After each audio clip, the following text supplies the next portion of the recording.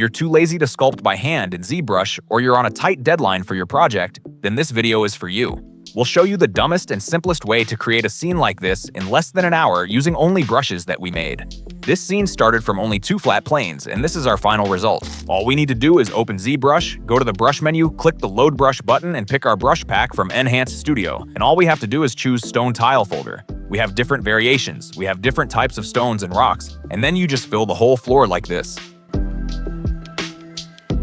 Then we need to use the brush that stamps out wooden planks, and this way we make a whole wooden wall. But your job is to make it look nice in terms of composition, because it's not enough to just use few brushes and place them randomly. The shape and overall design has to look good. Thank God the brushes we give you are already made to look nice by experienced artists.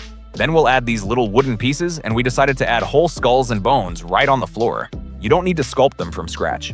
You use our other brushes, and you just stamp them out and rotate them around. The same way, we can add bones. We even have different body parts and a spine. Then all that's left is to add some dirt under the tiles.